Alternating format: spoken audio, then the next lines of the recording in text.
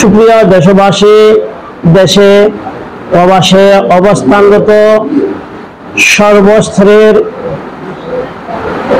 মুমিন মুসলমান এবং মাঝবান্ধার প্রেমিক সকলের উদ্দেশ্যে সম্প্রতি একটি ঘটনাকে কেন্দ্র করে আমার এই ভিডিওটা। দুঃখজনক হলেও সত্য যে যার বিষয়টা আমরা লাইভে না এসে পারছি না, তার কারণ হচ্ছে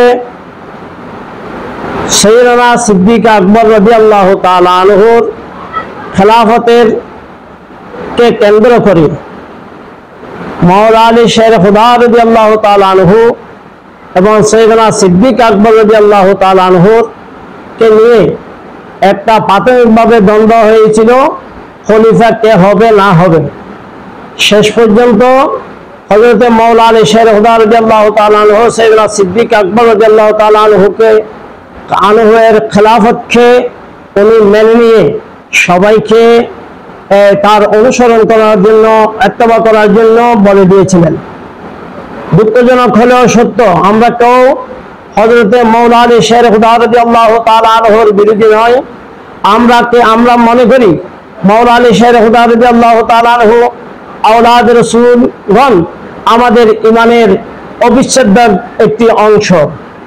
সেই হিসাবে আমরা সম্প্রতি দেখতে পাচ্ছি কেউ হযরত মাওলা আলী শের খুদা রাদিয়াল্লাহু তাআলা আনহু এর বেশি বেশি প্রেম দাবি করে হঠাৎ করে এমন একটা বিষয় নিয়ে আসলো যেটা আমাদের আহলে সুন্নাত ওয়াল জামাতের মতাদর্শের পরিপন্থী।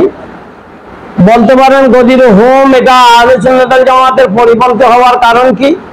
তার একমাত্র কারণ এই কারণে হতে পারে যে ইতিপূর্বে আমাদের আকাবেরিনগণ কেউ এই ধরনের গদির হোম পালন করেননি, পালন করেছেন যুগ যুগ ধরে এটা শিয়ারা।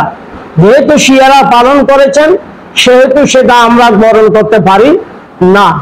আমাদের আলীর প্রতি প্রেম ভালোবাসা এবং আওলাদ রাসূলের প্রতি ভালোবাসা আমাদের অন্তরে ঈমান হিসেবে আমরা মনে করি, ঈমানের একটি অংশ হিসেবে মনে করি।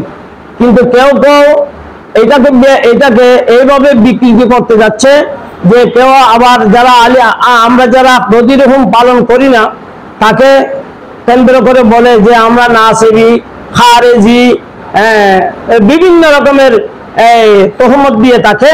সেজন্য আমি সবিনয় অনুরোধ জানাচ্ছি, আপনারা এই জাতীয় উক্তি আহলে সুন্নাত ওয়াল জামাতের গণ্যমান্য উলামায়ে কেরামদের বিরুদ্ধে তহমত আনাটা উচিত হবে না। এবং সাথে সাথে আওলাদে মাইজবান্দারি, আপনারা আমাদের সরতাজ, আপনারা আমাদের মাতার তাজ, আপনাদের জন্য আমরা জান দিতেও প্রস্তুত।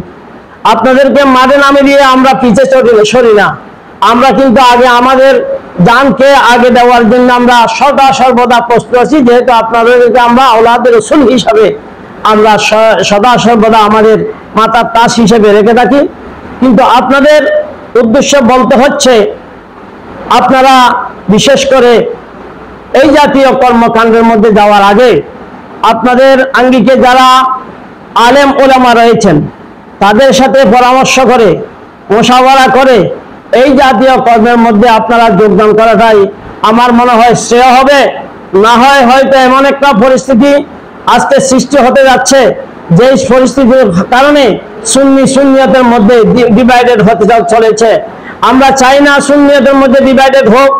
আমরা চাই আমরা গৌসুল আজম মাইজবান্দারের অনুসারীরা এবং হুজুর আল্লামা তৈয়ব রহমাতুল্লাহ আলাইহির বাসিকুদ দরবারের অনুসারীরা, রাহাতিয়া দরবারের অনুসারীরা, আর সুন্নির যতগুলো দরবার রয়েছে সকল দরবারের অনুসারীরা পীর যার হলেও আমরা সুন্নিয়তের মাঠে আমরা এক অভিন্ন থাকতে চাই।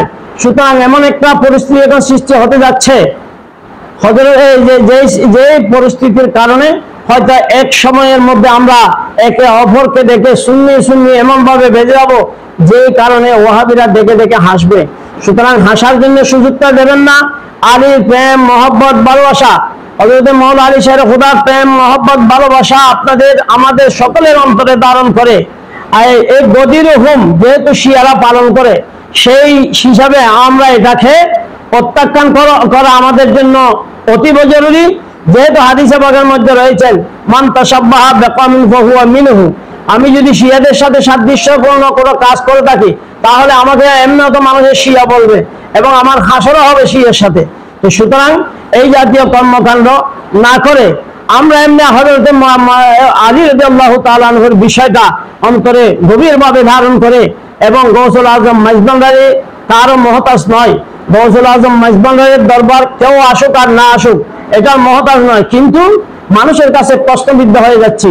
সেজন্য আমি সবিনয় আপনাদের কাছে সবিনয় অনুরোধ করছি, আপনারা এই জাতীয় মাঠে ময়দানে নেমে আপনাদের প্রেমিক যারা রয়েছে তাদের মুখকে ছোট করার জন্য চেষ্টা না করার জন্য সবিনয় অনুরোধ রেখে আমি সংক্ষিপ্ত আকারে আমার আলোচনা এখানে ইতি টানলাম। আসসালামু আলাইকুম ওয়া রাহমাতুল্লাহ।